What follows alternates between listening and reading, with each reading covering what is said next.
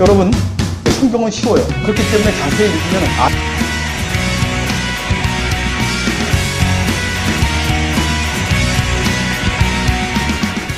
자, 12페이지 보십시오. 이렇게 성경은 하나님의 말씀으로서 우리에게 많은 영적인 유익이 있음에도 불구하고 왜 안 볼까요? 말씀에 대한 여러 오해가 있습니다. 그거에 대해서 살펴보는 시간인데요.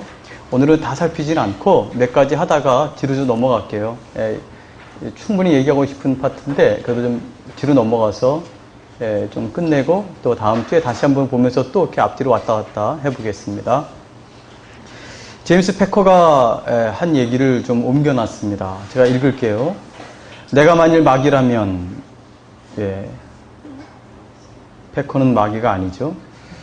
내가 만일, 우리 20세기에 그래도 훌륭하신 목사님이고 신학자입니다. 믿을만해요. 이분의 책은 믿을만하죠. 내가 만일 마귀라면 사람들이 성경을 탐구하지 못하게 만드는 것을 첫째 목표 가운데 하나로 삼을 것이다. 나는 성경이 하나님의 말씀이라는 것, 그리고 성경이 하나님을 알고 사랑하고 섬기도록 사람들을 가르친다는 사실을 알기에 가능한 모든 수단을 동원해 성경을 영적 함정들과 가시 울타리들로 덫을 둘러치고 사람들을 협박해서 쫓아버릴 것이다. 이 영적 함정들과 가시 울타리들, 이런 게 아마 여기서 다루게 되는 하나님의 말씀에 대한 5가지 오해, 이런 것에 해당이 되지 않겠습니까? 우선 모든 목회자들이 성경을 설교하고 가르치는 것에서 마음을 딴 데로 돌리게 할 것이다.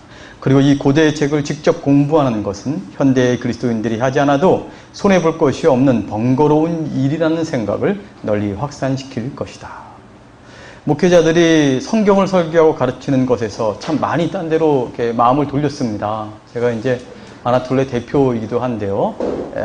이 목회자들과 신학생들을 가르친 일을 제 주 업무로 하고 있습니다. 근데 성경 참 안 봅니다, 많이. 참 안 보고, 또 이렇게 피상적으로 보는 걸로 그냥 만족하려고 하고, 왜냐면 자료들이 많이 나와 있으니까 굳이 이렇게 고민하지 않아도 된다고 생각하는데, 근데 이렇게 맨날 뺏겨서 설교를 어떻게 합니까? 그래서 제가 그 내용만 알면 되나요? 사실은 이 하나님의 말씀을 알아가는 거의 과정이 하나님의 계시의 과정인데, 이거를 참, 안타깝죠. 그리고 자기가 이렇게 확 붙잡은 말씀하고, 또 어서 베낀 말씀하고 좀 다를 수 있잖아요. 근데 참 이렇게 안 해요. 참 안 해요.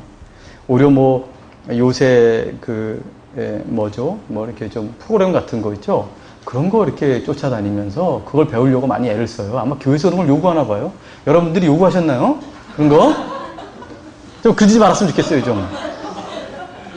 결국 뭡니까, 목사가? 어떤 목사님입니까? 와, 우리 목사님은 파워포인트를 잘해요. 뭐야, 그게. 그거는 진짜 생각해보면 너무나 안타깝죠.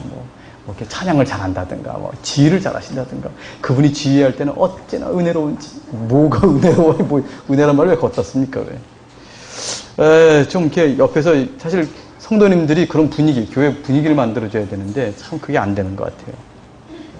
아니, 그게 아니라 목회자들이 정신 차려야 되죠. 또 나는 사람들로 하여금 성경 진리와 그 적실성, 건전한 양식과 진솔함에 대해 불신을 갖게 만들 것이다.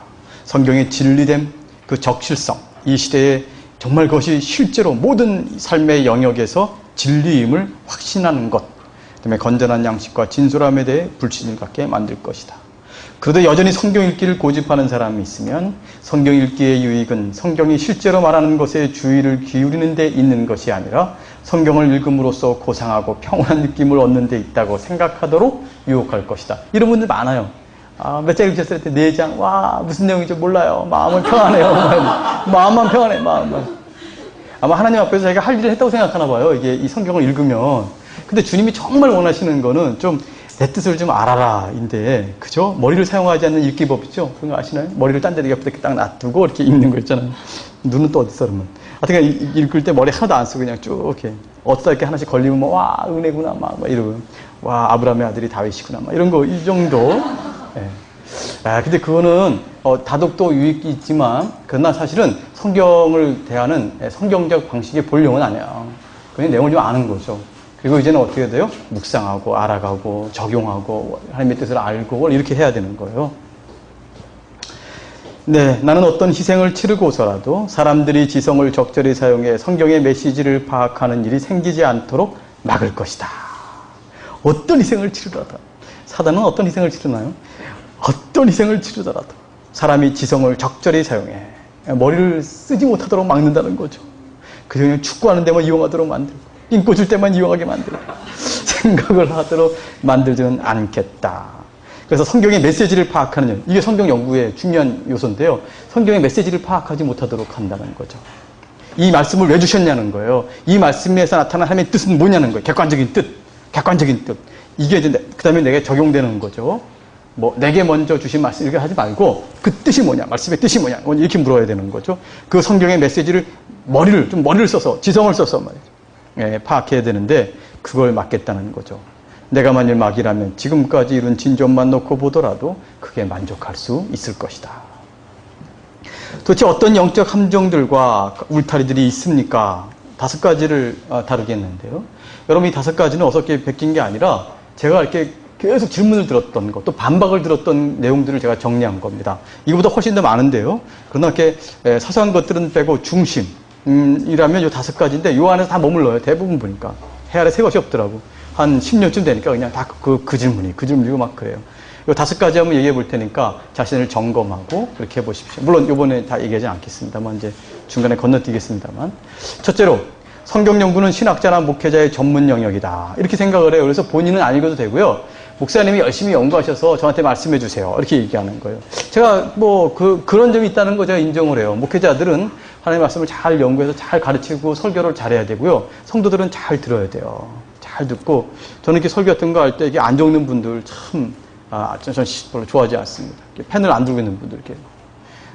이렇게 딱 이렇게 앉아가지고 막 이렇게 웃긴 얘기 막 웃다가 좀 진지한 얘기 그러고 있다가 아유, 나 참 왜 신앙생활을 그렇게 일관되게 하는지 모르겠어요. 매주마다 그냥 그렇게 해요.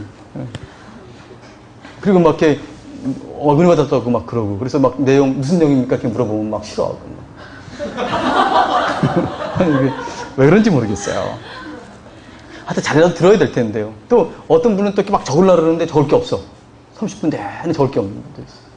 그래서 이제 제가 이제 지금 주일날 여기서 예배 드리지만 한 몇 년 이렇게 쭉 이렇게 돌아다니고 아나톨리아 사역만 했었는데요.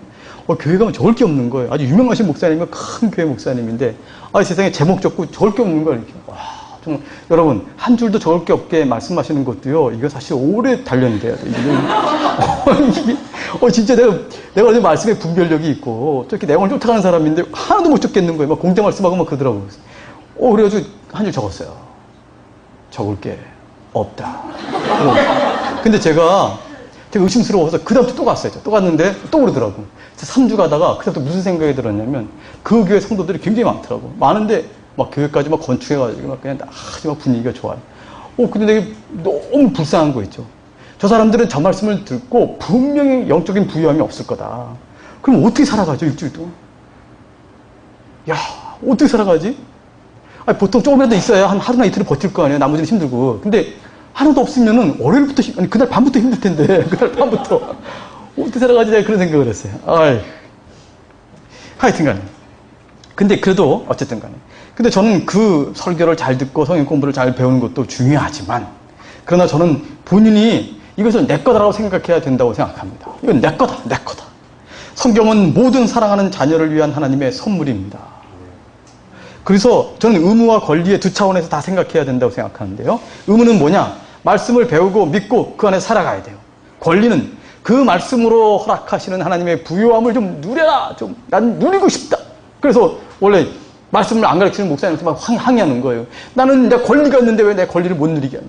왜 딴 얘기하냐, 설교 시간에 지금. 설교도 막 시간도 줄이고 말이죠. 왜, 한 3시간 정도 해야지. 그걸 30분, 25분밖에 안 하냐. 막 이렇게 막 항의하고 말이죠. 왜 월요 성경 공부는 없고 화요 성경 공부는 없냐. 뭐 이런 거 막 따져야 되는 거죠. 그 권리를 누려